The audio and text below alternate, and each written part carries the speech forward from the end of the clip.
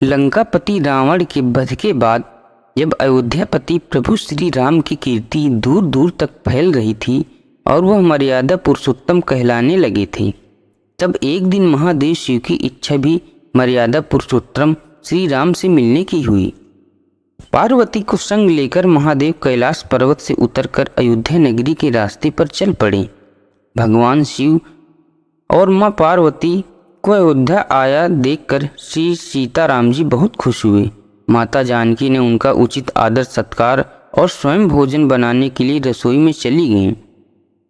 इस बीच भगवान शिव ने श्री राम से पूछा, आपके सेवक हनुमान जी नहीं दिखाई पड़ रहे हैं? श्री राम बोले, वे बगीचे में हैं। शिव जी ने श्री राम जी से बगीचे में जाने की अनुमति मांगी और पार्वती जी का हाथ थामकर बगीचे में आ गए।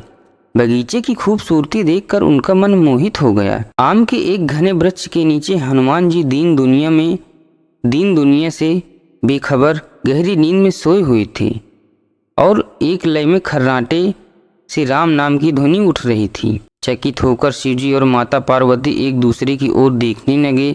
माता पार्वती मुस्कुरा उठी और वृक्ष की डालियों की ओर इशारा किया। राम नाम सुनकर पेड़ की डालियां भी झूमने लगी थी और इनके बीच से भी राम नाम उच्चारित हो रहा था। शिवजी इस राम नाम की धुन में मगन होकर खुद भी राम नाम कहकर नाचने लगे। माता पार्वती जी ने भी अपने पति का अनुसरण किया और अपने कोमल पांव थिरकाने लगी। शिवजी और पार्वती जी के नृत्य से ऐसी झनकार उठी कि स्वर्गलोक के देवतागण भी आकर्षित होकर बगीचे में आ गए और राम नाम की धुन में सभी मस्त हो गए। माता जानकी भोजन तैयार करके प्रतीक्षारत थीं, परंतु संध्या घिरने तक भी अतिथि नहीं पधारे। तब अपने देवर लक्ष्मण जी को बगीचे में भेजा। लक्ष्मण जी तो स्वयं को श्री राम का सेवक ही मानते हैं, अतः बगीचे में आकर उन्होंने धरती पर स्वर्ग का नज़ारा देखा तो खुद भी राम नाम की धुन में झूम उठे।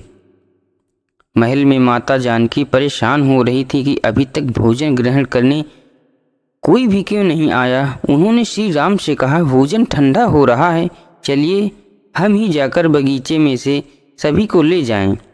जब सीताराम जी बगीचे में गए तो वहाँ राम नाम की धूम मची हुई थी। हनुमान जी गहरी नींद में सोए हुए थे और उनके खर्राटों से अभी तक राम नाम निकल रहा था। श्री सिया राम भाव विह्वल हो उठे। राम जी ने हनुमान की नींद से जगाया और प्रेम से उनकी तरफ निहारने लगे। हनुमान जी प्रभु को आया देखकर शीघ्रता से उठ खड़े हुए। नृत्य का समाभंग हो गया। शिवजी खुले कंठ से हनुमान जी की राम भक्ति की सराहना करने लगे। हनुमान जी संकुचाए लेकिन मन ही मन खुश हो रहे थे। श्री सिया राम ने भोजन करने का आग्रह भगवान शिव से किया। सभी लोग महल में भोजन करने के लिए चल पड़े। माता जानकी भोजन परोसने लगी। हनुमान जी को भी श्री राम जी ने पंक्ति में बैठने का आदेश दिया। हनुमान जी बैठ गए, परंतु आदत ऐसी थी कि राम जी के भोजन करने के उपरांत ही सभी लोग भोजन करते थे। आज श्री राम के आदेश से पहले भोजन करना पड़ा था।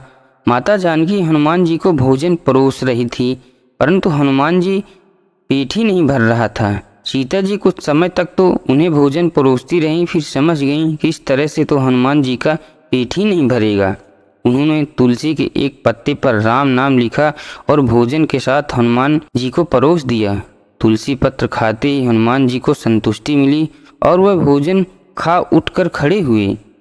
भगवान शिव ने प्रसन्न होकर हनुमान जी को आशीर्वाद दिया, आपकी राम भक्ति युगों युगों तक याद की जाएगी और आप संकट मोचन कहलाएंगे। संकट हरे मिटे सब पीरा, जो सुमरे हनुमत बलबीरा।